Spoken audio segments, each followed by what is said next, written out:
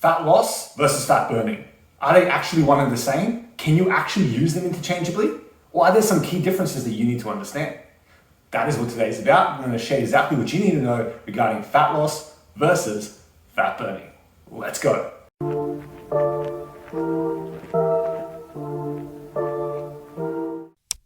Hi, I'm Alexis, sports dietitian and nutritionist. Welcome to my channel. Great to have you here. So when one's trying to lose fat, they always will think about how can they increase their fat burning potential. The term fat burning is used a lot when it comes to talking about weight loss. And because of this, they tend to be used interchangeably. When one's talking about losing body fat, they talk about burning body fat. And therefore, it's understandable that people will think about when something's more fat burning, it will actually equal more fat loss. But is that actually the case? If you harness that extra fat burning potential, will you actually see greater fat loss results just automatically? Well, not quite. And I'm going to explain exactly to you why.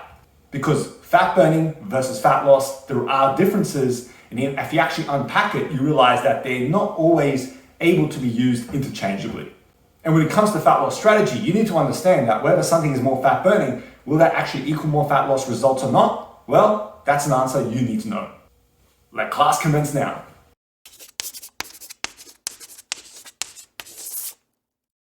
So to unpack both of these things and understand them more effectively, we want to understand individually what each of these terms actually mean.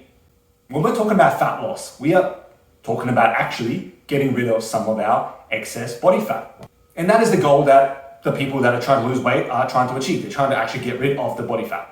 Now, on the other hand, when we're talking about fat burning, we are talking about fatty acid oxidation, essentially freeing up the fatty acids in the body, which is during fat loss, that is what occurs. There's mobilization of fatty acids. Then, through correct strategy, then you get rid of body fat. However, they are not automatically one in the same, because just because you're oxidizing more body fat does not mean that you can also not just now store that body fat again.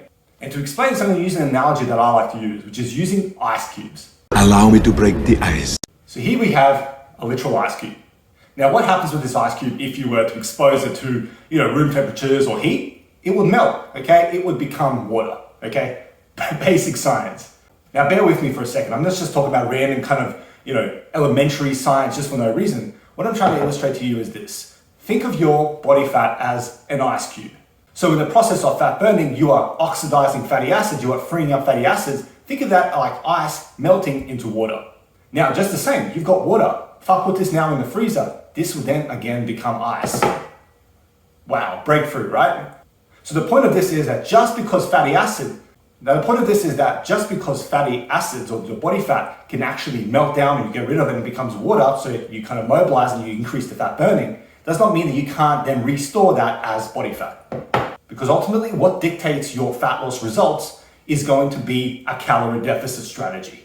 Because you can do all the fat burning in the world. You can do fasted cardio, you can do a keto diet or low carb diet, things that, technically, physiologically can increase fat burning potential. But if you're not in the correct calorie balance, you are not going to see the results you're hoping for just because you are increasing fat burning. Because just like the ice cube can melt, it can be refrozen. And just like that, so can body fat be kind of oxidized, and so can it be restored. So don't automatically think just because something's more fat burning that it equals more fat loss. There is a lot more to unpack when it comes to real, strategic, and effective long-term fat loss strategy. And it's not just whether you're fat burning more or less. Think about what strategy you can actually do long-term, not just what is going to be more fat burning than another strategy. Because ultimately, the fat burning you want to achieve is consistent weight loss over time using a strategy that you can actually stick to that is lifestyle compatible and suitable to your preferences. Because honestly, when you actually look at the bigger picture, we don't have a shortage of people losing weight. We have a shortage of people keeping off that weight loss and being happy with their weight loss progress over time.